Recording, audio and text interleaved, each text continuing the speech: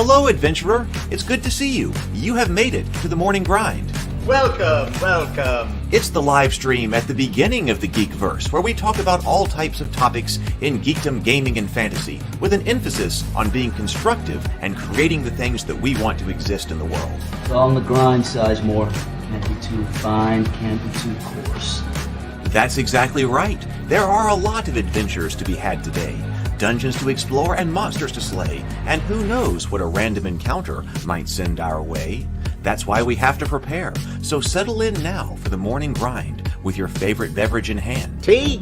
Or maybe something a little stronger. I've got a few bottles of the old Wynyard left. Whatever you want. Pull up a chair.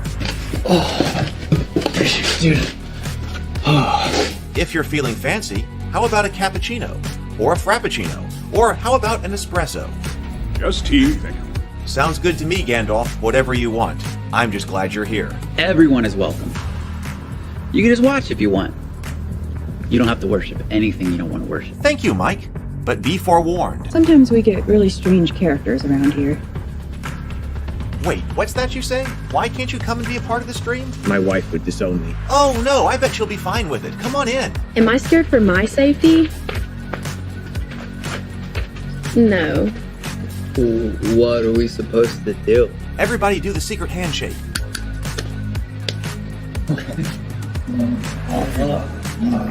Secret cultist handshake. Oh, now do wizards who love each other.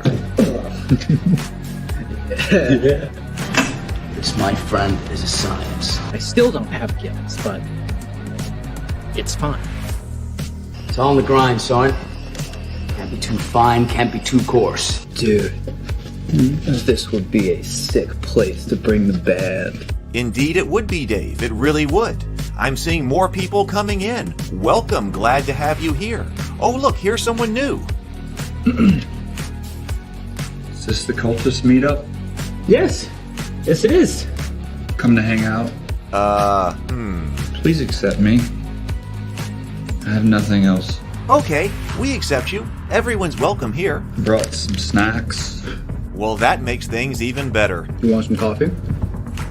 I don't drink coffee. You sure? It's cultist coffee. What makes it cultist coffee? I'm a cultist and I'm drinking it. Oh. Then I'll have some. What exactly is going on here? I'm seeing more people coming in. Welcome. It's so great to have you. Oh, and look, here comes another stranger.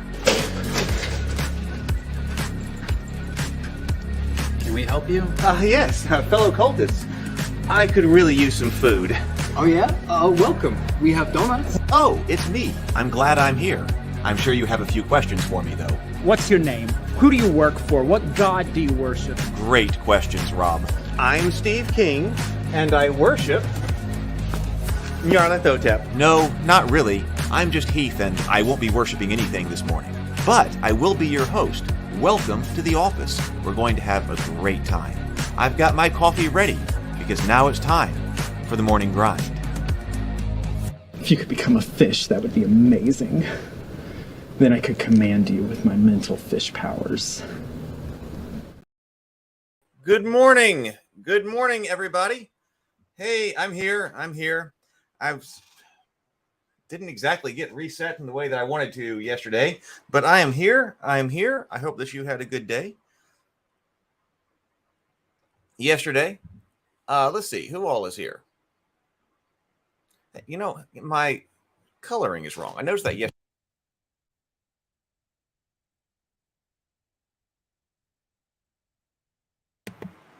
There, that looks a bit more like the morning grind. I think it was still set red when we played Bag Xanadu.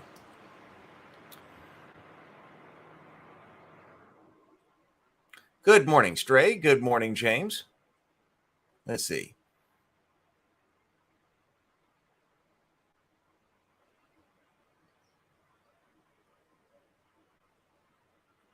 Good morning, Zero the Blade. Sable Phoenix says Heath's Geekverse War of Kings arrived today. It's big. Yes, it is a big, massive, big box board game.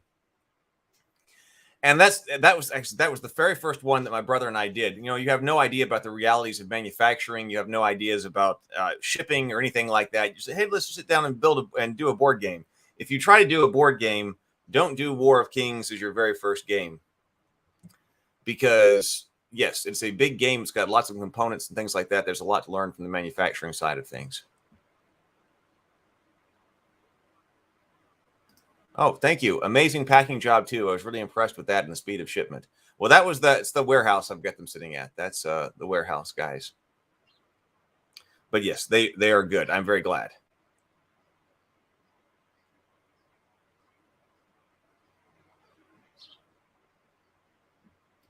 The red. Yeah, it was looked like the good night, the morning grind coming to you from the red light district.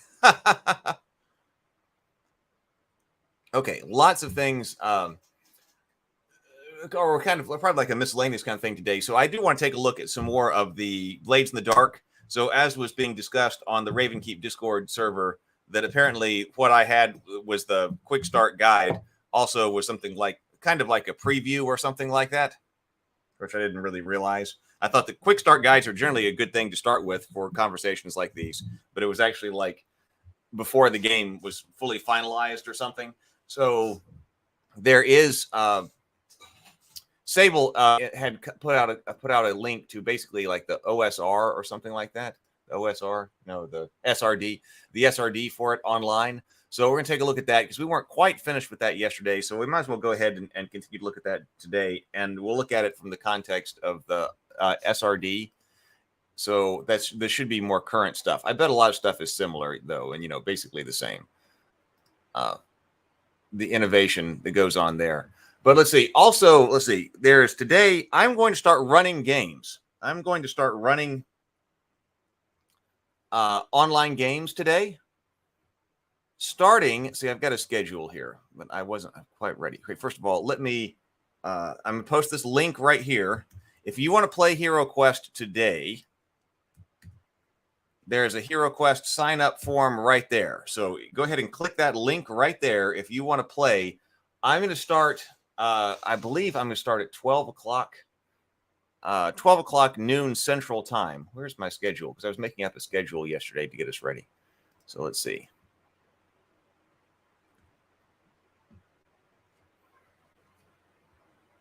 Okay, yeah, I'm going to be running Hero Quest, Quest 1, The Trial. So if you want to get started and you've never been through the Hero Quest 1, The Trial, and you want to start a character there, you get to save your character between different quests and things like that. All that's going to be on the honor system. I probably need to write up a few more things. But I've got a game at 12 noon. I'm going to run 3 games today if people are interested. I got 3 sign-up slots. We need 4 players per slot. So at 12 noon Central Time, hold on, let me just bring this up here.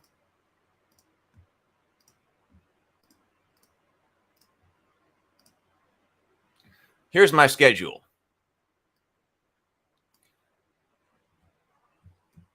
For today at least. And I'm going to keep going forward, but we'll see how well this works. Again, this will be just kind of a test here.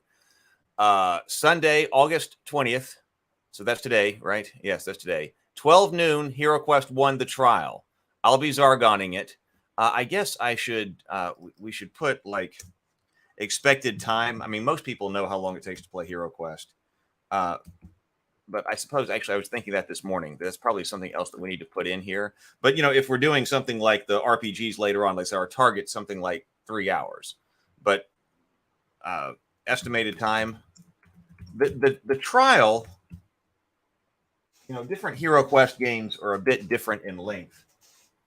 But this would be 2 to 3 hours. But the trial is a bit longer, and that's why they created those other ones. So I'll go ahead and put that in. Estimated time in there. And that's why I've got another one. Whatever. Then at 3:30, we'll do the same thing again. So another group of people. So we can run up to 12 people through here. If there are 12 people who want to play Hero Quest today. click that link, and then basically immediately after the morning grind, I'll email everybody the schedule here. In fact, I might want to send that out right now. And then a slot is going to be $15. So at the moment you pay $15 and then you're in on the game.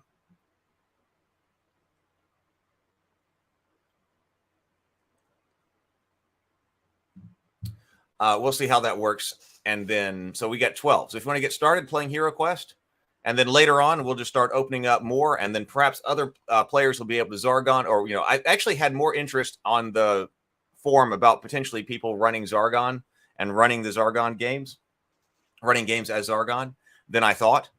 I was expecting only a small handful of people to say they'd be willing to do that. But actually, most people who signed up said that they would be willing to also Zargon. So this will get one group of players going into the trial, and then we'll come up with, we're still going to have to work on scheduling, but this is definitely one of those things that start before you're ready, and start before you're fully ready. We're ready to run these games, but how exactly the whole thing, coordinating games and coordinating the whole tavern and things like that, how exactly that will work, we will see in the long term. But this will work well enough for today, I believe. Yep, when you pay, you will get the $15. So I'm going to run this. I'm going to run this through the virtual coffee shop. I'm going to run this. So we'll have the coffee shop set up. You will get the link set in. You will get the link to the coffee shop, and then you can just log in.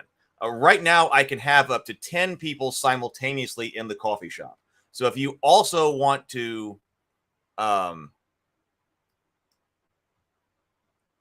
hang out and play with other people and play other games with the coffee shop, I've got the virtual tabletop set up for a bunch of different tables. So I'll be sitting at one table doing Hero Quest. But if you want to come in, you want to play other games, you want to chat with people, you want to do whatever, the limitation right now is I have it set up so that we can have 10 people at a time in the coffee shop. So I'll send the link out to that. So you're welcome to play other games, talk to people, whatever else. I've got, of course, One Night Werewolf set up. I think probably soon we'll run a One Night Werewolf game too. And I started building out It's Not My Fault.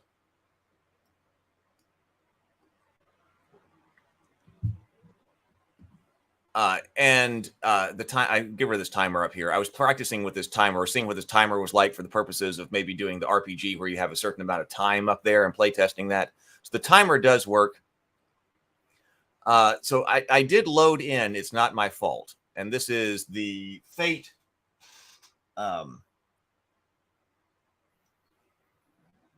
The Fate-based card game for running lightweight RPGs.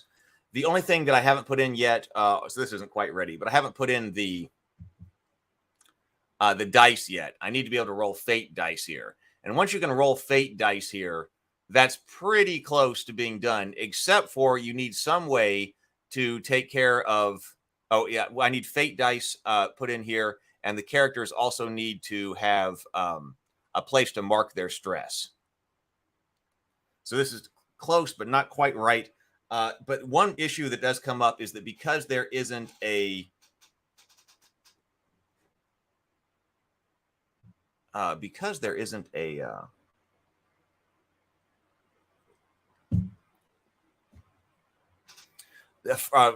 we were talking about yesterday with a whiteboard or something like that, where you can draw and click and things like that. I don't know exactly how we're going to handle displaying aspects. We got to come up with that. Maybe we can write to this guy and maybe he can add that in. I don't know how active he is in the development of this, but that would be great. If we have that, then we can definitely play Fate-like games. We need that, but right now, exactly, we don't have it. That was an unforeseen thing that as far as this goes. But here, I got all the cards loaded in, like Cut Purse. It uses approaches: careful, quick, sneaky, a fool and his money are soon parted. What you do is you've got, a Cut Purse, swashbuckler, alchemist, strategist, ranger. We looked at this game physically before, performer. And everybody picks 2. So like the cut purse, dodge the mark, gain +2 quick defense rolls made against someone you've stolen something from. Or con artist, fast talking, gain +2 to cleverly create an advantage on someone based entirely on telling them lies. So everybody picks 2 cards, and then everybody's got 2 cards. They randomly are dealt a 3rd card, and then your character is a combination of those cards, which is a system of character creation that I like. I like card-based character creation. That's why I was thinking about it for Faded Edge. So I've been building this one in, but we might have a little bit of a technical limitation here.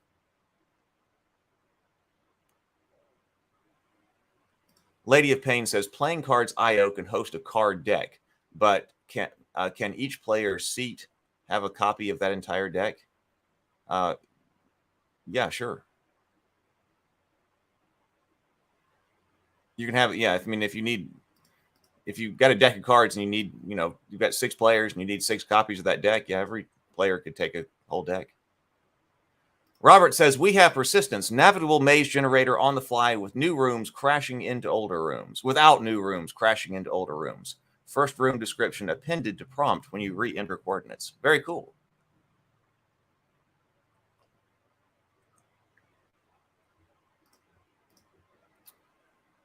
Let's see.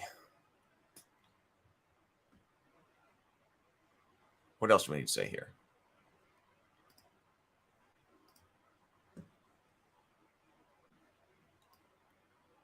I guess we just go ahead and go on to looking at Blades in the Dark. Oh, we should breathe and sip. Here is our coffee this morning. I've got Witch's Brew.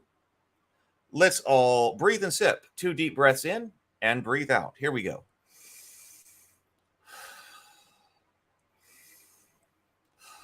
And sip. Everybody together.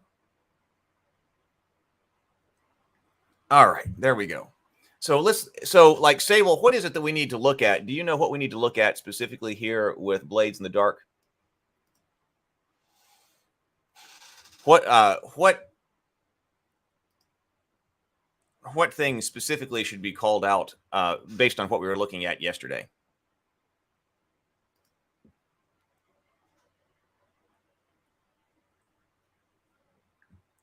Let's go down. Core system. This actually may have been a better way to go because we were looking at how do you actually play. Yesterday's did start with a whole bunch of stuff about the background and actually started a lot with stuff about here's what your different factions of the game are and things like that. Here's all your different factions and how they relate to one another. And I was kind of interested in, okay, well, how do we actually roll the dice and how do we actually play? So this actually does start off with rolling the dice and such. So this might have been a better way to actually learn what the game was all about. So we did look at action ratings. These are the 12. It says we got 12 ratings. Attribute roll, resistance roll. I think we understood that basically.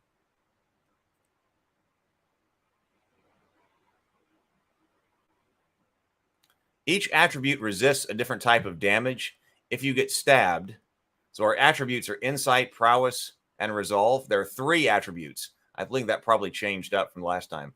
Insight, prowess, and resolve are attributes. Each attribute has a rating from 0 to 4 that tells you how many dice to roll. Let me increase the size on this.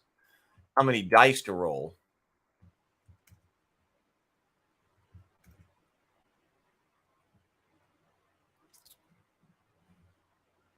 To resist bad consequences. Insight, prowess, and resolve. Each attribute has a rating 0 to 4 that tells you how many dice to roll when you use that attribute. The rating for each attribute is equal to the number of dots in the first column under the attribute. The more well-rounded your character is with a particular set of actions, the better their attribute rating.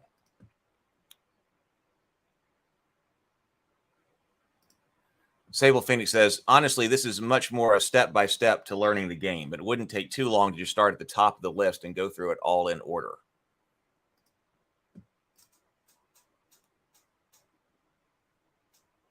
The rating for each attribute is equal to the number of dots in the first column. Okay. The more well-rounded your character is with a particular set of actions, the better their attribute rating. Each attribute resists a different type of danger. If you get stabbed, for instance, you resist physical harm with your prowess rating. Resistance rolls always succeed. You diminish or deflect the bad result, but the better you roll, the less stress it costs to reduce or avoid the danger.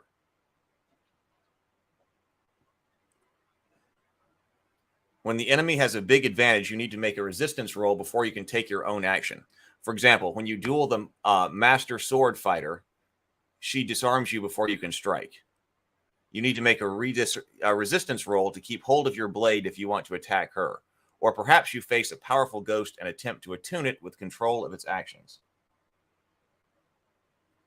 But before you can make your own roll,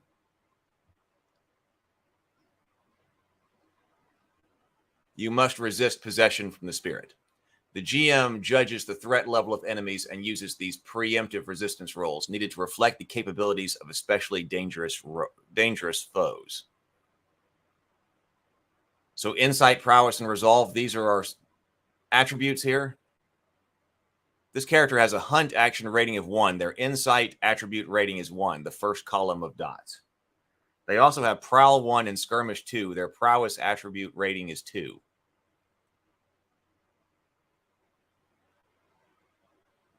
Are these all of the action ratings? Okay, so these are the different action ratings. So you use the stat rating for whatever is highest. So you're rating all of your, what do they call them? Your actions. You're rating all of your actions. The actions are grouped into attributes. And you just say that your attribute score is whatever the highest of that category is. So here are all of our different actions.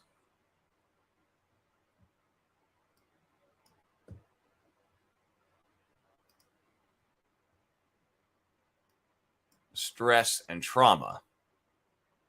Player characters in Blades in the Dark take a special reserve called Stress, which is very Fate-like. The SRD skips some setting-specific stuff like the mechanics behind hungry ghosts and whatnot.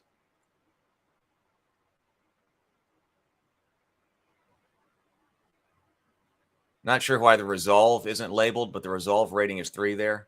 Oh, no, I'm wrong about that. No, the first column adds together all the skills that you have at least at level 1 for each attribute.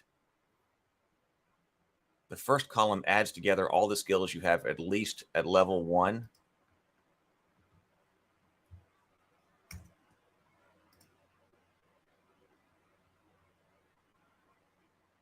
So this character has a hunt action rating of 1. Their insight attributing is 1, the first column of dots. They also have a prowl of 1 and a skirmish of 2. Their prowess attribute is 3. Okay, so resolve would be 3. You add together the first column of dots.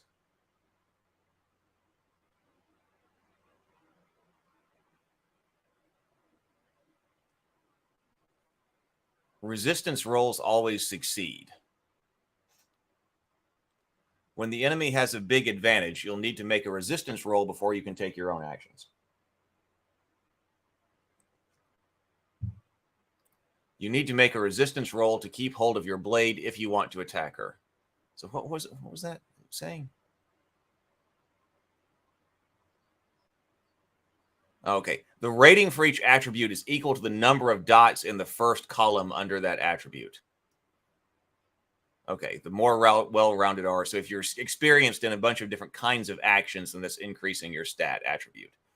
So, okay. Resolve is 3. Okay. That makes your attribute rating, the max you can make your attribute is 4.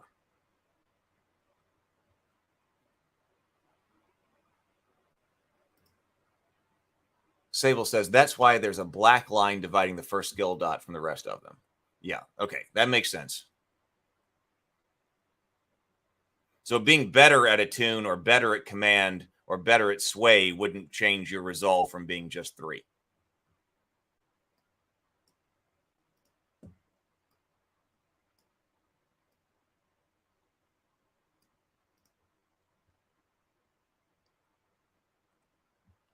Stress and trauma.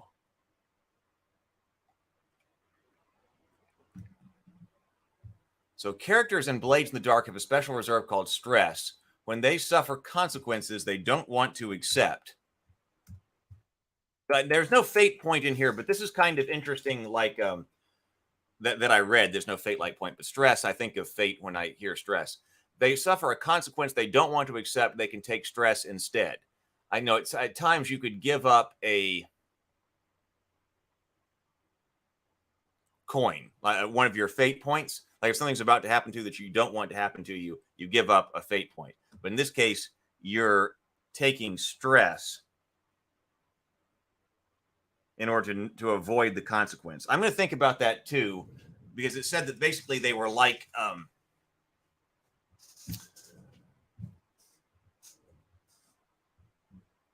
hit points that you can choose when to use. The result of a resistance rolls determine how much stress it costs to avoid a bad outcome. I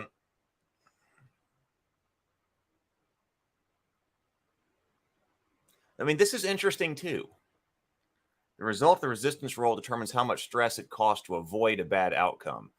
So as long as you've got the stress, you can always avoid it. During a knife fight, Daniel's character Cross gets stabbed in the chest. Daniel rolls his prowess rating to resist. It costs 6 stress minus 2, the result of the resistance roll, to resist the consequences. Daniel marks off 4 stress and describes how Cross survives. The GM rules the harm is reduced by the resistance roll, but not avoided entirely. Cross suffers level 2 harm, chest wound, instead of level 3 harm, punctured lung. I wonder, how does that work? Is the game master rolling for this character who's stabbing him with a knife? He's rolling prowess to resist and gets a 2. How do we know that it costs 6 stress? Oh, we got the example of play, but that's in the other document. It might not be accurate. But I do kind of like examples of play. Sable Thing says, exactly. In order to raise an attribute, you have to go broad. Specializing in a single skill doesn't make your attribute any stronger. You got to learn more.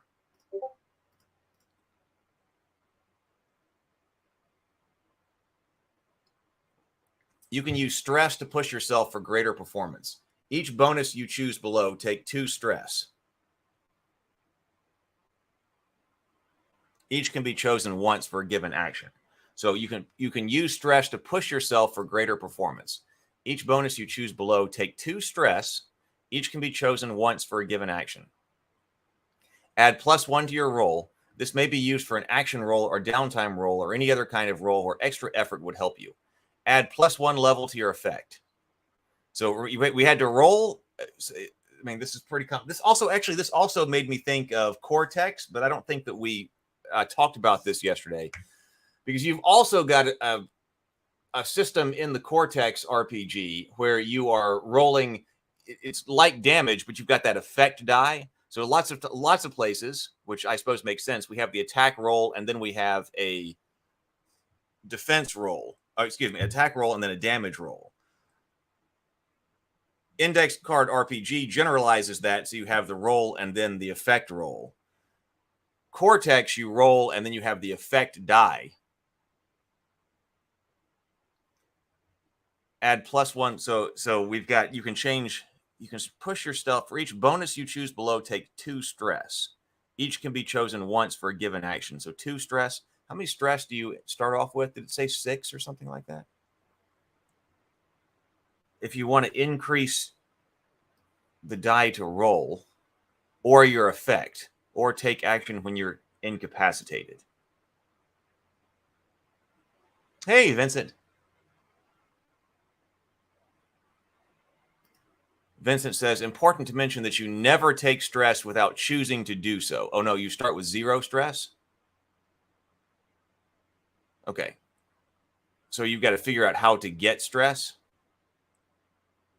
before you can expend it? Or are you counting up? I want to use a count up system.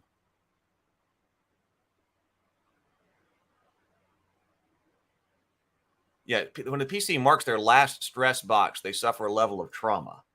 But I don't know how much. So how many stress boxes do you have? I don't know. No, you're counting up. Okay. You're counting up from 0. But then how do I know when I've used my last box? If it's a count up, how do I know when I've used my last box? When you take trauma, circle one of your trauma conditions like cold, reckless, unstable. They're described below.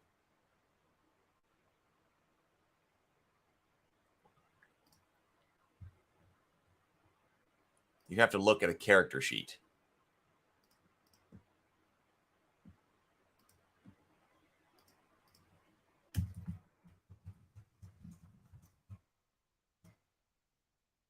All right.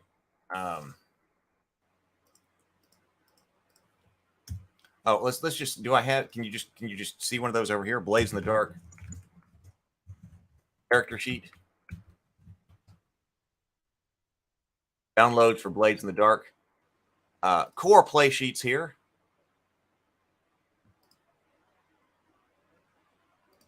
Oh, that's not what I thought it was. Full player's kit. Download the player's kit.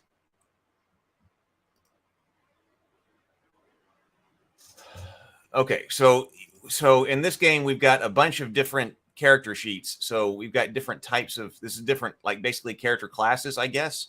We got different sheets for the Cutter, the Hound, Leech, Lurk, Slide, Spider, Whisper,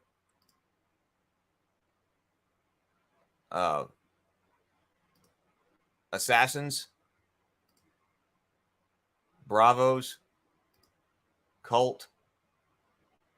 So over here, when we look at this,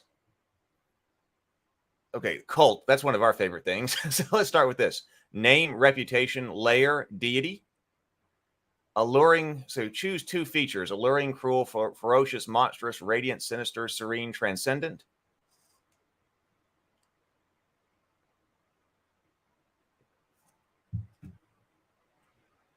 Hold, weak, strong, tier.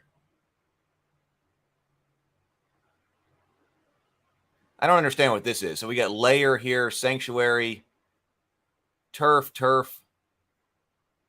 We've got heat and wanted level, coin and vaults. Let me zoom in a little bit more here. Choose a special ability here.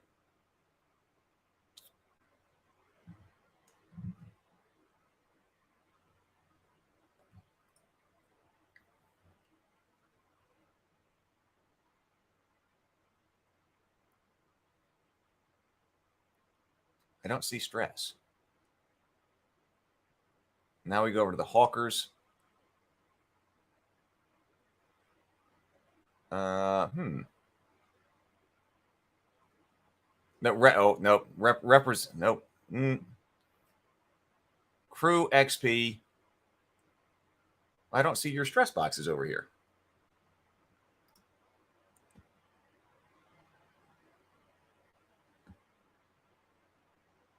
Oh, that's a crew sheet. Oh, okay.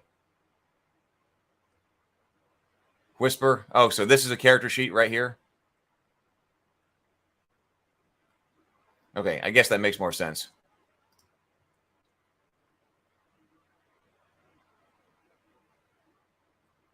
Crew is basically like a class for a character. So Whisper is this one. So stash, coin. This makes more sense. Stash, coin, insight. Here's your stats right here. So that does make more sense. Resolve.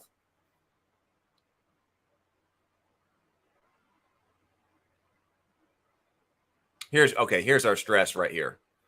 Here are our stress boxes. So are they different for different kinds of characters? They look about the same. But then cold, haunted, obsessed, paranoid, reckless, soft, unstable, vicious. Those are our traumas.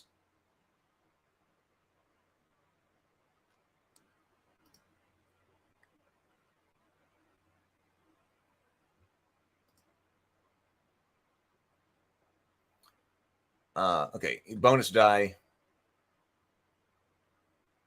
Items here are special abilities. Okay, so everybody's just got that. So the last stress box, just look at your character sheet. If you suffer trauma, you're taken out of action. You're left for dead or otherwise dropped out of the current conflict, only to come back later shaken and drained. When you return, you have 0 stress and your vice has been satisfied for the next downtime. Trauma conditions are permanent. Your characters acquire a new personality quirk indicated by the condition and can earn XP by using it to cause trouble. When you mark your 4th trauma condition, your character cannot continue as a daring scoundrel. You must retire them to a different life or send them to prison to take the fall for the crew's wanted level. So in that case, it becomes like a trouble. It says you earn XP. Trauma conditions. Everybody's got the same ones. That also seems like Cortex to me. One of the things I really like about Cortex is that it has different ways of being injured. And then you get to trauma. So I like that. It's not just one stress box like in Fate. Well, Fate has both physical and mental. Sable says the differences between characters all show up in that gray special abilities box, which are essentially PTA moves. Trauma is weird, by the way. It's advantageous to get your first because you get 1 XP at the end of the session when you play according to your trauma, but having too many is obviously dangerous. Yeah, so this right here in that gray box, Sable Phoenix is pointing out Infiltrator, Ambush, Daredevil, Ghost Veil, Reflexes, Shadow. That does sound like Powered by the Apocalypse moves.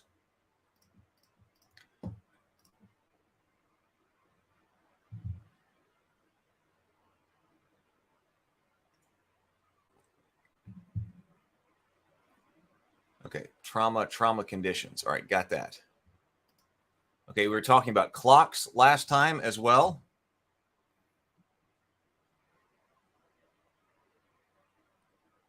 A progress clock is a circle divided into segments. Draw a progress clock when you need to track ongoing effort against an obstacle or the approach of impending trouble. Sneaking into the constable's watchtower, making a clock to track the alert level of patrolling guards. When the PCs suffer consequences from partial successes or missed rolls, fill in segments of the clock until the alarm is raised. Generally, the more complex the problem, the more segments in the progress clock. A complex obstacle is a 4-segment clock. A more complicated obstacle is a 6-segment clock. A daunting obstacle is an 8-segment clock. When you create a clock, make it about the obstacle, not the method. The clocks for an infiltrator should be interior patrols and the tower, not sneaking past the guards or climb the tower. When you make a clock, make it about an obstacle, not the method.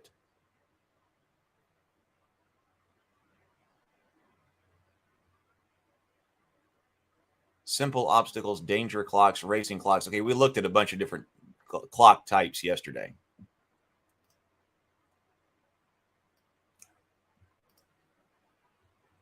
Progress clocks. Action roll. Players state their goal for the action. Players choose the action rating. The GM sets the position for the roll. The GM sets the effect level for the action. Add bonus dice. The player rolls all the dice, and we will judge the result. The player states their goal. Choose action rating. Okay, controlled, risky, or desperate. Hang on, I'm going to get some more coffee here. I am hot. Let's see what's going on. Healing is also done with clocks, Vincent says. Trauma is permanent damage. All other stuff is temporary. Now, I do remember that, like in Cortex, when they have this trauma mechanic, it took somebody else. There was something you couldn't remove. But at some point, there was stuff that you could not remove on your own, which I thought was good. Hang on. Let's go. Coffee time. Oh, it's time for a Yeti hug break. Yeti hug break. Yeti hug break. Everybody go hug yo Yeti and show yo Yeti some love.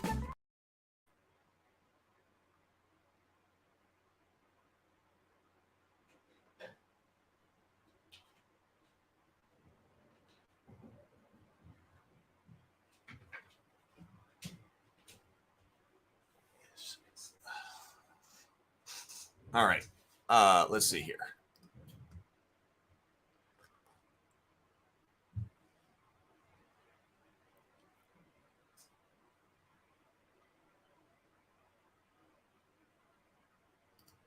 Sable Phoenix says, it would be useful to go over action rolls, effects, and setting and position effect here in the SRD. These are the core mechanic rules. Okay, so this is the action. All right, let's do action rolls.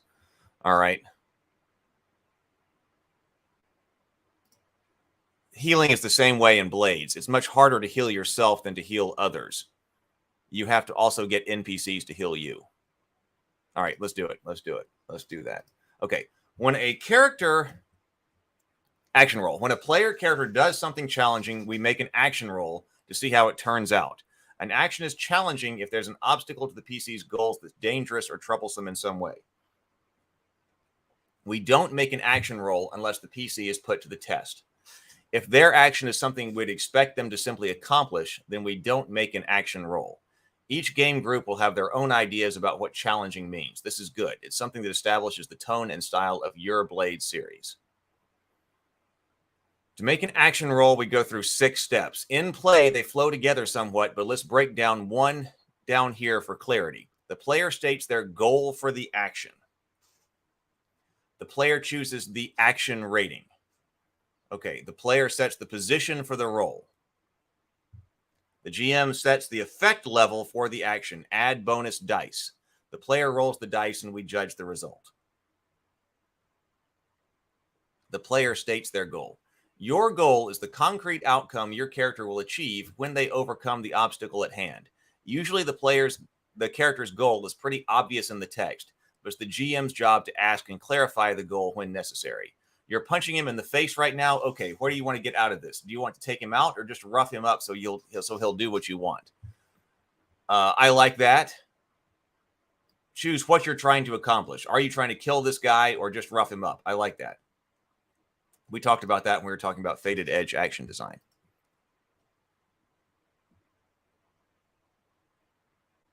And healing stress is done by indulging your vice, which can be super fun to play out. It's very important that the player chooses what action rating he wants, not the GM. But the GM then afterwards judges how hard and risky it will be. If the player chooses an action rating that is not optimal for the situation, he simply makes it less effectful and more dangerous. Okay, so the player up here, Vincent is pointing out, the player chooses the action rating. The GM sets the position for the roll. The GM sets the effect level for the action. Add bonus dice. The player rolls the dice and we judge the result. Okay, so the player chooses the action rating. The player chooses which action rating to roll following from what their character is doing on screen. If you want to roll your skirmish action, then get into a fight. If you want to roll your command action, then order someone around. You can't roll a given action rating unless your character is presently performing that action in the fiction. So there's some limit to that. So there's the limit to that is the fiction that we're trying to do here. The GM sets the position. Once the player chooses their action, the GM sets the position for the roll. The position represents how dangerous or troublesome the action might be. There are 3 positions: controlled, risky, and desperate. To choose a position, the GM looks at the profiles for the positions below and picks one that most closely matches the situation at hand. By default, an action roll is risky. You wouldn't be rolling if there was no risk involved. If the situation seems more dangerous, then make it desperate. If it seems less dangerous, make it controlled. The GM sets the effect level. The GM assesses the likely effect level of the action given the factors of the situation. So, by the way, we looked at this controlled, risky, and desperate. We did look at that last time. Okay, here's our stats right here. So what's happening right here says most things are risky. And you're rolling a pool of dice and you're looking for whatever the highest result is. You don't have to add things together. If you get a 6, then you do it. A 4 or 5, you do it, but there's a consequence. You suffer harm or a complication occurs, you have reduced effect, or you end up in a desperate position. 1 to 3, things go badly. You suffer harm, a complication result, or you end up in a desperate position. You lose this opportunity. Whereas with a critical, I believe a critical was 2 or more 6s, you do it with increased effect. It's more difficult to do things if you're in a desperate situation versus a controlled situation. And so being in controlled, risky, or desperate situations is what changes up kind of what table it is. I mean, if you call this a table, what your results mean. Although it does say in both critical, you can crit on all of them. So 6, you do it on all of them. Controlled, risky, and desperate. 4 to 5 is you do it, but there's a consequence. You suffer serious harm. It's not just harm, but serious harm. A serious complication occurs. You have reduced effect. So it's making things more difficult to do.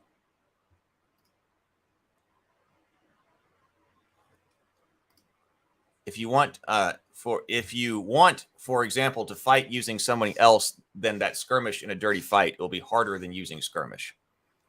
Sable Phoenix says, important note, ideally the player doesn't state, I want to use sway. They instead describe their character's action and the GM responds, that sounds like using sway. So theoretically, this allows, so like Vincent says, so if you want, for an example, to fight using something else than skirmish in a dirty fight, it will be harder than using skirmish. So this allows the player theoretically to choose their best rating more often, but then he has lesser effect or more risky rolls. So it balances out.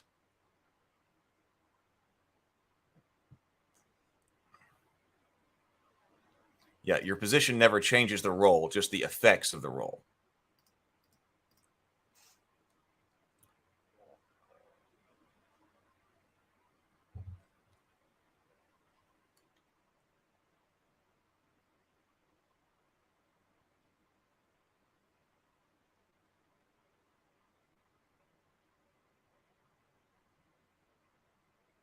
Action roll summary.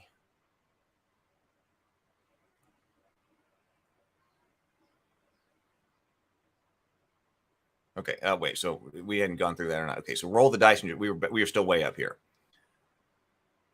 Okay, the GM sets the effect level. The GM assesses the likely effect of this action given the factors of this situation. Essentially, the effect level tells us how much this action can accomplish. We have limited, standard, or great effect. I don't remember this from last time. The effect tells us how much of this action we can accomplish. It will have limited, standard, or great effect. The GM's choices for effect level and position can be strongly influenced by the player's choice of action rating. If a player wants to try to make a new friend by wrecking something, well, maybe that's possible, but the GM won't be crazy to say that a desperate roll and probably so if a player wants, this is what Vincent was talking about. If a player wants to try to make a new friend by wrecking something, well, maybe that's possible, but the GM wouldn't be crazy to say that it's a desperate roll and probably limited effect. Seems like consorting would be a lot better for that. The players are always free to choose the action they perform, but that doesn't mean all actions should be equally risky or potent. Oh, we didn't get to effect last time. It's just as important as position. The position and effect rules are more detailed versions of how rolls in Powered by the Apocalypse works, but you have specific rules for making stuff harder and easier while PBTA does not by default. Effect is basically how effective your roll is when it succeeds. Exactly what Vincent says. This is what makes Forest in the Dark flat out better than Powered by the Apocalypse, in my opinion. It's less wishy-washy where it matters. I remember the wishy-washy kind of effect in Powered by the Apocalypse at times. So the players are always free to choose the action they perform, but that doesn't mean all action should be equally risky or potent. Add bonus dice. You can normally get 2 bonus dice for your action roll. Some special abilities might give you additional bonus dice. For 1 bonus die, you can get assistance from a teammate. They take 1 stress. Okay, remember that. And say how they help you, and this gives you 1d, plus 1d. For another bonus die, you can either push yourself, take 2 stress, or you can accept a devil's bargain. You can't get dice for both. It's one or the other. The devil's bargain. PCs and blades are reckless scoundrels addicted to destructive vices. They don't always act in their best interests. To reflect this, the GM or other player can offer you a bonus die if you accept a devil's bargain. Common devil bargains include collateral damage, unintended harm, sacrifice coin or an item, betray a friend or a loved one, offend or anger a faction, start or tick a troublesome clock, add heat to the crew from evidence or witnesses, or suffer harm.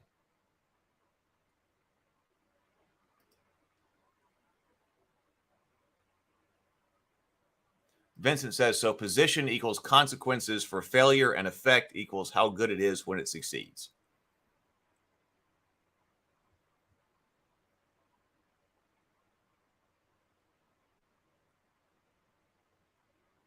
So you can have major consequences for failure and not terribly good success, potential success, or you could have low potential for failure and high potential for effect when you succeed. So that's how you're managing those things. I got you. Because you can also worsen your position to increase effect. And rolling desperate gives you XP, which encourages going risky. Rolling desperate rolls gives you XP.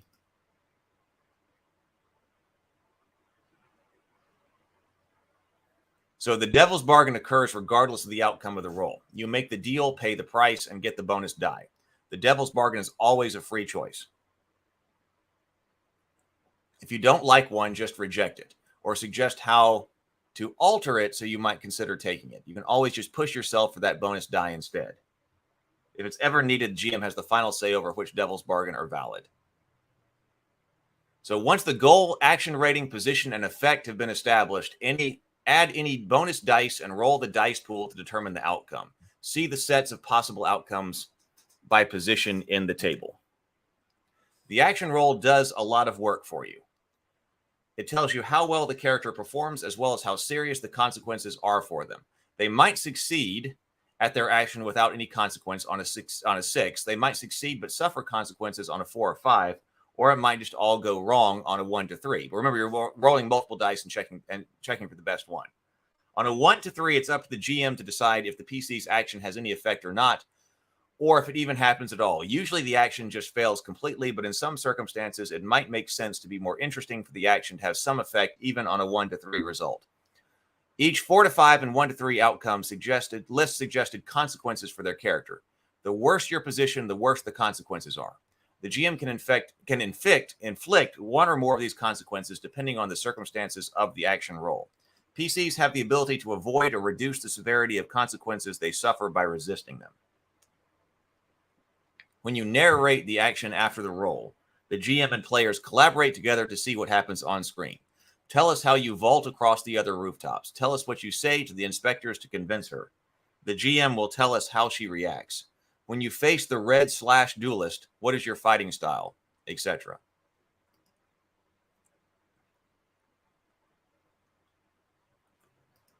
Actually, typically, the worse your position, the greater your potential effect is.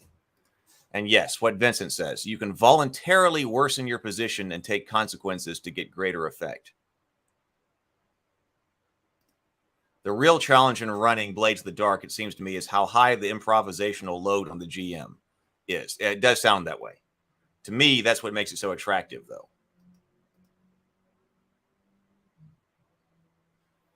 So the player or GM calls for a roll. Make an action roll when the character performs a dangerous or troublesome action. The player chooses the action rating to roll. Choose the action that matches what the character is doing in the fiction.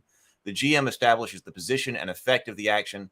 The choice of position and effect is influenced strongly by the player's choice of action.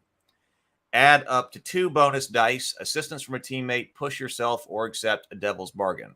Roll the dice pool and judge the outcome. If the players and GM narrate the action together, the GM has the final say over what happens and inflicts consequences as called for by the position and result of the roll. So we've got action rolls, 1d for each dot that you've got on that particular, what are they calling it? Action rating.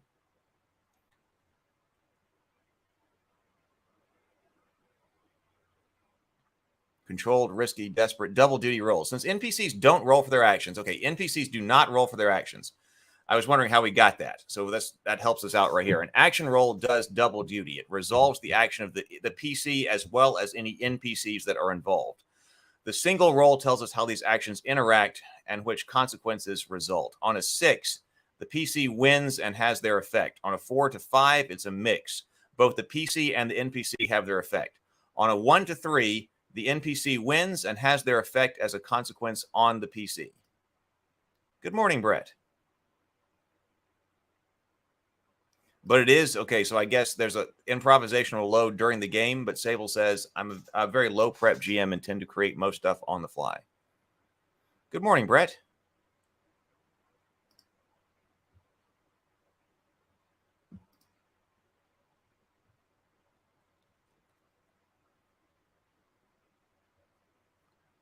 Okay, let's see here. So, effect.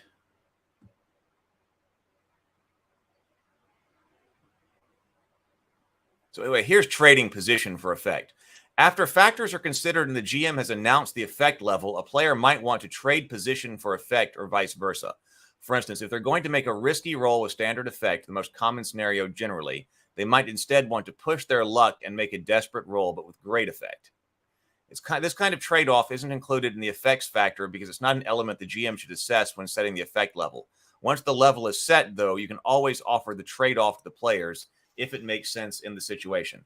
I prowl across the courtyard and vault over the wall, hiding in shadows by the canal dock and gondola. I don't think you can make it across in one quick dash. The scale of the courtyard is a factor here, so your effect will be limited. Let's say you can get halfway across with this action, and then you'll have to prowl through the other half of the space and the rest of the guards there to reach the other side. Okay, I didn't realize it was that far. Okay. What if I just go as fast as I can? Can I get all the way across if I make a desperate roll? Yes, that sounds good to me.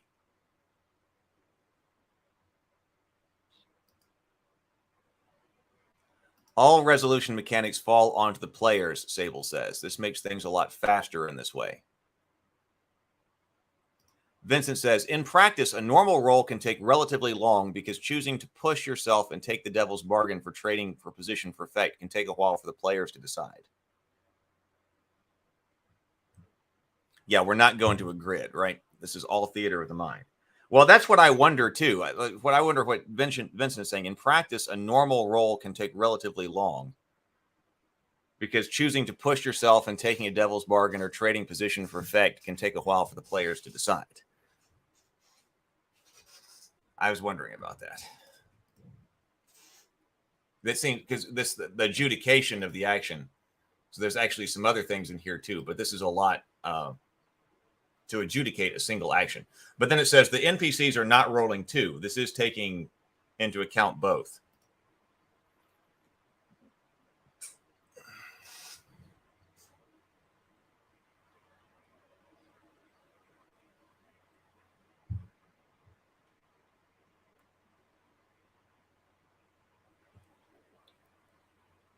Consequences and harm, gathering information, coin. So the crew is down here, crew playbooks. That's what I was looking at accidentally first.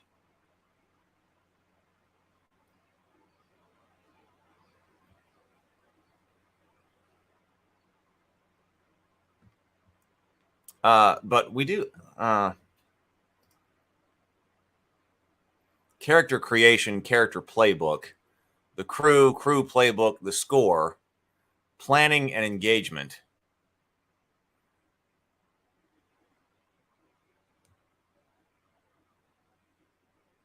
So we're doing the plan here. Let's take a look at that. The detail item loadouts.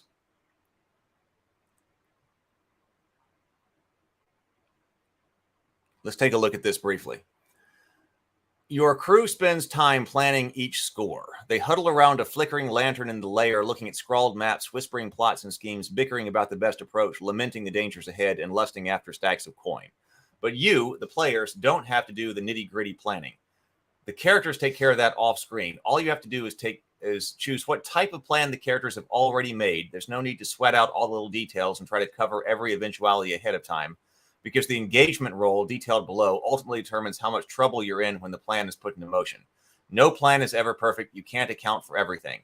This system assumes there's always some unknown factors in trouble, major or minor, in every operation. You just have to make the best of it. There are 6 different kinds of plans, each with There are 6 different kinds of plans, each with a missing detail you need to provide. To plan an operation, simply choose the plan and supply the detail. Then the GM will cut to the action as the first moments of the operation unfold. Assault, do violence to a target. Detail, the point of attack. Deception, lure, trick, or manipulate. Detail, the method of deception. Stealth, trespass unseen. Detail, the point of infiltration. Occult, engage a supernatural power. Detail, the arcane method. Social, negotiate, bargain, or persuade. Detail, the social connection. Transport, carry cargo or people through danger. Detail, the route and means.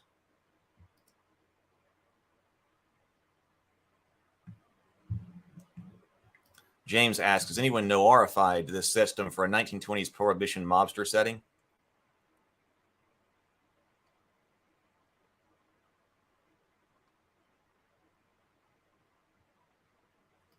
Vincent says it often feels like a board game where you go from phase to phase.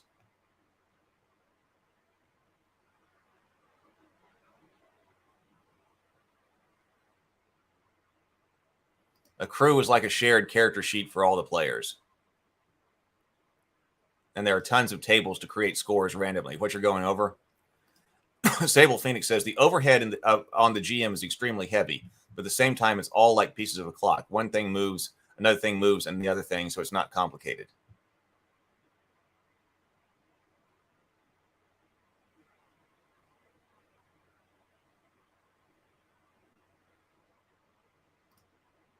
Which they actually leaned into for Band of Blades. I don't think that I don't have that one yet, but I've heard the creators of it say how people who play it say it plays like an RPG version of a board game. Oh, Vincent says playing samurai or ninja in feudal Japan with it. Oh, that's interesting.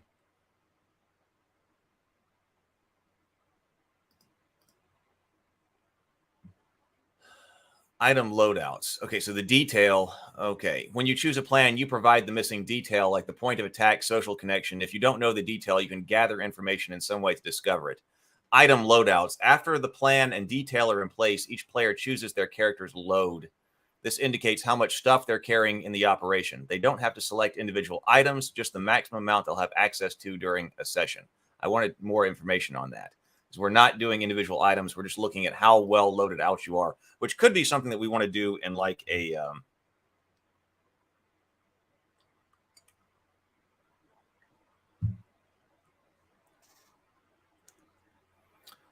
which could be something we want to do in a like a West Marches thing to speed things up. Engagement role. If the players choose to plan to provide its detail, the GM cuts to the action, describing the scene as the crew starts the operation and encounters their first obstacle. But how is this established? The way the GM describes the starting situation can have a huge impact on how simple or troublesome the operation turns out to be. Rather than expecting the GM to simply get it right each time, the die rolls use a die roll instead. This is called the engagement roll. The engagement roll is a fortune roll starting with 1d for sheer luck. Modify the dice pool for any major advantages or disadvantages that apply. Major advantages and disadvantages. So this is on the engagement roll. Is this operation particularly bold or daring? Take plus 1d. Is this operation overly complex or contingent upon many factors? Take negative 1d. Does the plan's detail expose vulnerability of the target or hit them where they're weakest? Take plus 1d. Is the target strongest against this approach, or do they have a particular defenses like social preparations? Take negative 1d. Can any of your friends or contacts provide aid or insight for this operation? Take plus 1d. Are any enemies or rivals interfering in this operation? Take negative 1d. Are there any other elements that you want to consider? Maybe a lower tier target will give you plus 1d. Maybe a higher tier target will give you negative 1d. Maybe there's a situation in the district that makes the operation more or less risky. The engagement roll assumes the PCs are approaching the target as intelligently as they can, given the plan and detail they provided. So we don't need to play out tentative probing maneuvers, special precautions, or other ponderous non-action. The engagement roll covers all of that. The PCs are already in action, facing their first obstacle up to the rooftop, picking the lock on the window, kicking down the door of the rival gang's lair, maneuvering to speak with the Lord of the Masquerade party, etc. Don't make the engagement roll and then describe the PCs approaching their target. It's the approach that the engagement roll resolves. Cut to the action that results because of the initial approach, the first serious obstacle in their path.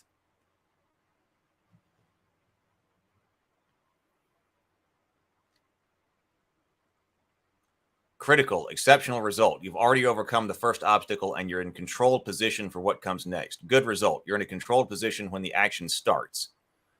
Mixed result. You're in a risky position when the action starts. Bad result. You're in a desperate position when the action starts. So the first obstacle, the witch's house, are their cunning locks and magic traps. The engagement roll puts us on the roof outside a window as the PCs attempt to silently and carefully break into the attic. The PCs have kicked down the door and swarmed into the front room of the gang's lair, weapon flashing into the swirl of melee and the first guards. The PCs have socialized politely at the party, maneuvering into position to have a private word with a powerful lord. As a group of young nobles leave his side, the PCs set up and engage in conversation. If the players want to include special preparation or clever setup, they can do so with flashbacks during the score. This takes some getting used to. Players may balk at first, worried you're skipping over important things they want to do, but jumping straight into the action of the score is much more effective once you get used to it. When they see the situation they're in, their planning and flashbacks will be focusful and useful rather than merely speculations on circumstances and events that might not even happen.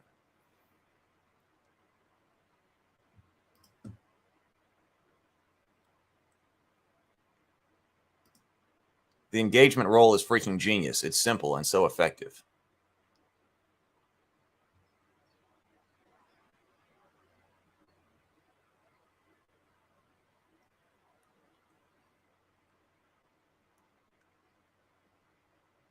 Vincent says load is super cool. You basically choose how much stuff you have, but not what specifically you have.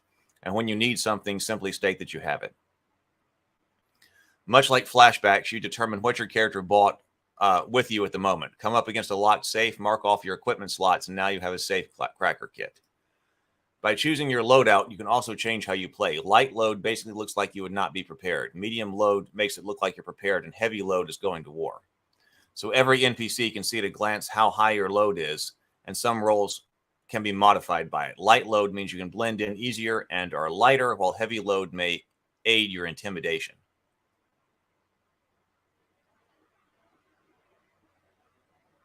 In media res is an actual game mechanic.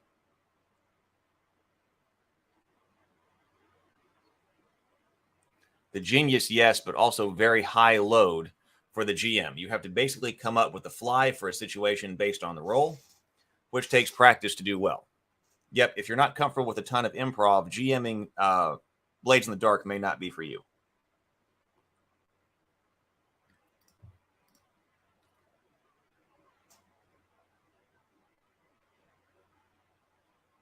The outcome of the engagement roll determines the position for the PC's initial action when they cut to the score in progress. A 1 to 3 means desperate, 4 to 5 risky, 6 yields a controlled position, and a critical carries the action beyond the initial obstacle deeper into the action of the score. No matter how low-tiered or outmatched you are, a desperate position is the worst thing that can result from a plan plus detail plus engagement process. It's designed this way so the planning process matters but doesn't call for lots of optimization or nitpicking.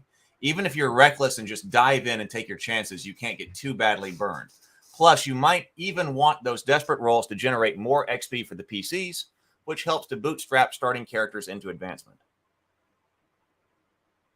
When you describe the situation after the roll, use the detail of the target to paint a picture of the PC's position. How might the strange occult gang present a desperate position for burglars? How might the violent and ruthless butchers present a risky threat to assaulting thugs? How might the vain and pompous lord present a controlled opportunity for a manipulative scoundrel? So that's your improv right there. How long does it last? The engagement roll determines the starting position for the PC's actions. How long does that hold? Does the situation stay desperate? No. Once the initial actions have been resolved, you follow the normal process for establishing position for the rest of the rolls during the score. The engagement roll is for a quick shorthand to kick things off and get the action started. It does not have any impact after that. Okay, linked plans. Okay, so here's flashbacks.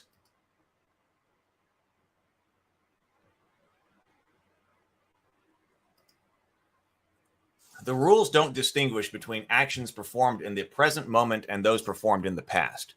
When an operation is underway, you can invoke a flashback to roll for an action in the past that implements your current situation. Maybe you convince the district watch sergeant to cancel the patrol for the night, so you make a sway roll to see how that went. Okay, so the GM sets a stress cost when you activate a flashback action. 0 stress, an ordinary action for which you had easy opportunity. Consorting with a friend to agree to arrive at the dice game ahead of time to suddenly spring out as a surprise ally. +1 stress, a complex action or unlikely opportunity. Finessing your pistol into a hiding spot near the card table so you could retrieve them after the pat down at the front door. 2 or more stress, an elaborate action that involves special opportunities or contingencies. Having already studied the history of the property and learned of a ghost that's known to haunt the ancient canal dock, a ghost that can be compelled to reveal the location of a hidden vault. After the stress cost is paid, a flashback action is handled just like any other action. Sometimes it will entail an action roll because there's some danger or trouble involved. Sometimes a flashback will involve a fortune roll because we just need to find out how well or how much or how long. Sometimes a flashback won't call for a roll at all because you can just pay the stress and it is accomplished. If flashback involves a downtime activity, play 1 coin and 1 rep for that instead of stress. One of the best uses for a flashback is when an engagement roll goes badly. After the GM describes the trouble you're in, you can call for a flashback to a special preparation you made just in case something like this happened. This way, your flashback planning will be focused on the problems that do happen, not the problems that might happen. And I do like that. I mean, I like that a lot. It's that addresses a problem that we've talked about quite a bit here, or has come up several times. Maybe not, we've talked about it quite a bit, but it's come up several times. And that reminds me of something like, well, we talk about it when we're talking about GURPS or when you're trying to plan it, you're trying to create a character, or you're trying to do all this stuff. And how difficult it is to actually balance something like GURPS with character points and things like that, because you don't really know what's going to come up in your game. You don't know what's going to come up. So, if you take advantages or you take disadvantages and you're getting points for them during character creation, you don't know that your advantages are going to come up. And you also don't know that your disadvantages are going to be relevant. Or sometimes they may come up more than once or more frequently and then perhaps be more advantageous or advantageous than expected. We also talked about like learning languages. Do languages really matter? Do you which languages do you pick? And then do they actually come up during the game? Lamentations of the Flame Princess allows you to pick a language on the fly, things like that. Whereas Fate does things more like, well, you'll get the benefit of your disadvantage or your trouble or whatever it is in play when it comes up. So this is stopping you from doing a bunch of stuff that isn't going to matter. Like I'm going to go shopping and spend a lot of time buying things that may or may not matter. I'm going to spend a lot of time planning for things that may or may not matter.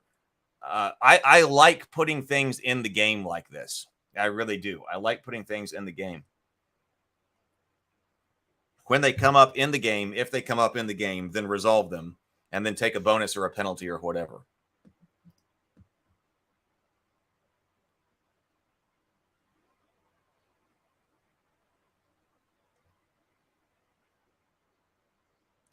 Does stress have a ceiling beyond which you can no longer add additional stress, or it stops you from flashing back? Vincent says, yes, you can have 8 stress before taking trauma and being out of the scene. You can only recover stress between missions.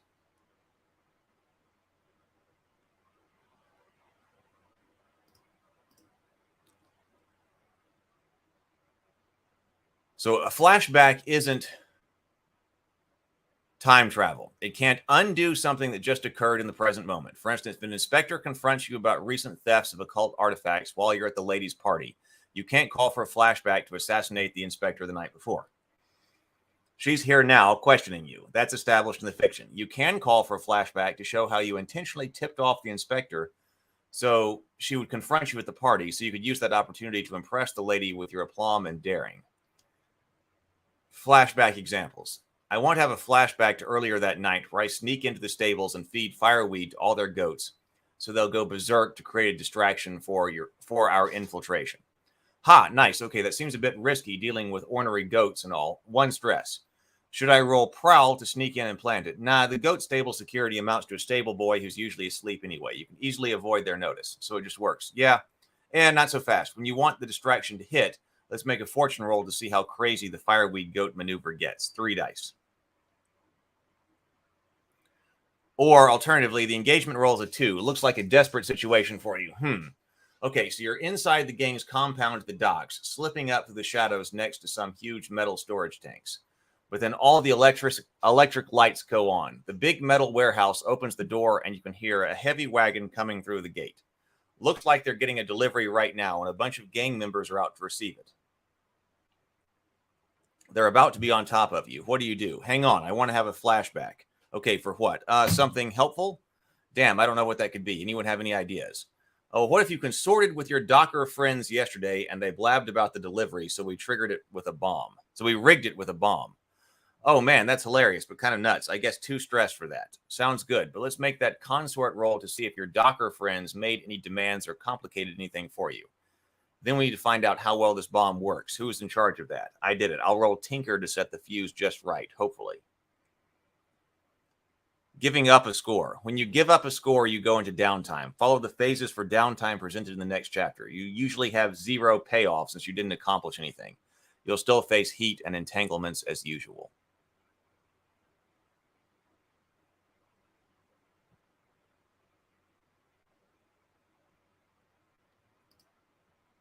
Okay. Okay, let's look briefly at fortune roll. All right, let's look at that briefly.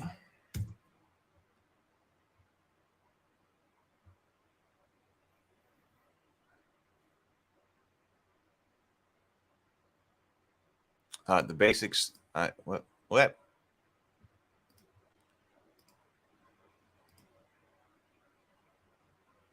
Fortune roll. The fortune roll is a tool the GM can use to discern decision making. Use a fortune roll in 2 different ways. When you need to make a determination about a situation the PCs aren't directly involved in and don't want to simply decide the outcome. 2 rival gangs are fighting. How does that turn out? The GM makes a fortune roll for each of them. One gets a good result, but the other gets limited effect. The GM decides that the first gang takes over some of the rival's turf, but suffers some injuries during the skirmish. When an outcome is uncertain, but no other roles applies to the situation at hand. While pilfering the workshop of an alchemist, Cross is possessed by a vengeful ghost. As control of his body slips away, Cross grabs a random potion bottle and drinks it down. Will the arcane concoction have an effect on the spirit? Will it poison knock to death? Who knows? The GM makes a fortune roll to see how it turns out. When you make a fortune roll, you may assess any trait rating to determine the dice pool of the roll. When a faction takes an action with an uncertain outcome, you might use their tier rating to make a fortune roll. When a gang operates independently, use their quality rating for a fortune roll. When a supernatural power manifests with uncertain results, you might use its magnitude for a fortune roll. When a PC gathers information, you might make a fortune roll using their action rating to determine the amount of info they get.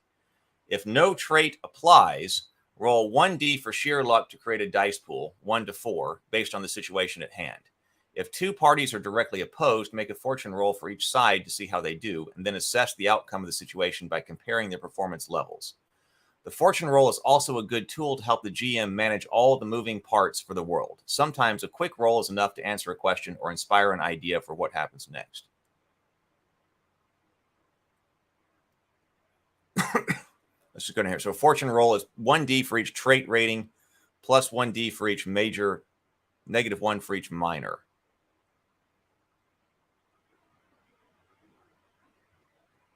Critical, exceptional result, 6 good result, 4 to 5 mixed result, and bad result. So examples of fortune rolls. For example, the Hound stakes out a good spot and makes a sniper shot against a gang leader as he enters the office. The controlled hunt is a roll is a success, but a great effect is enough to instantly kill a grizzled gang. But is great effect enough to instantly kill a grizzled gang leader? Instead of making a progress clock for his mortality, the GM decides to simply use a fortune roll with his toughness as a trait to see if he can possibly survive the attack. The roll is a 4 or 5. The bullet misses his heart but hits him in the lung. It's a mortal wound. He's on death's door with only hours to live, unless his gang can get him to an expert physiker to heal him to him in time.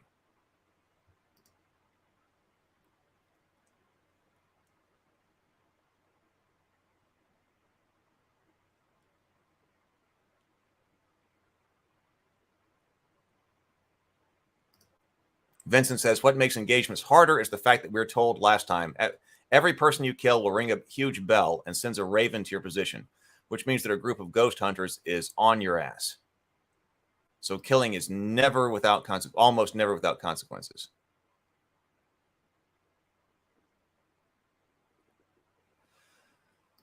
Well, there continues to be a lot to think about here. There continues to be a lot to think about with Blades in the Dark. I understand why people are so interested in it, because it does do things so differently.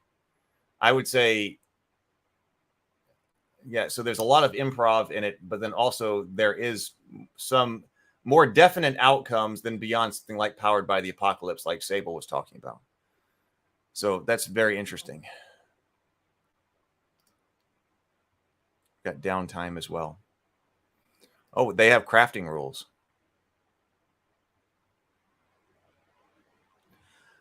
All right. I'm going to get out of here because I'm going to go coordinate gameplay this afternoon. So if you want to play games, let me put this right here. I would love to see everybody in the Ravenkeep Tavern this afternoon. Maybe Sable can run this in the Ravenkeep Tavern sometime. Have to see what we would need to set up with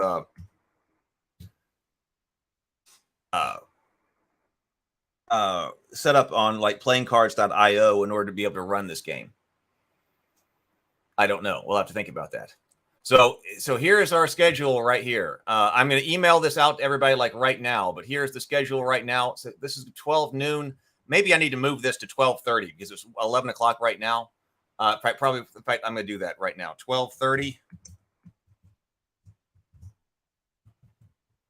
p.m. Central Time. That gives everybody time to me time to do some stuff, and everybody to have time to get ready to play and get some dinner or get some lunch or whatever. Next one at 3:30. Next slot at 3:30. Next slot at 7 o'clock p.m. So I'm going to email this sign up form to everybody who is sign up. I'm going to email the schedule right now to everybody who hits that sign up link. Vincent says Vincent would be willing to run it. That would be awesome. That would be awesome. Yeah, Vincent's in a different time zone, but hey, that's okay. Eventually, so this is we're still testing here, but if we have critical mass, then should be able to be games going on a lot of the time, right? I mean, on different schedules and things like that. I mean, I can run things on my schedule here in Central Time, but other people will be able to run things at different times. So the tavern can be open. The coffee shop, tavern, whatever, the coffee shop, that can be open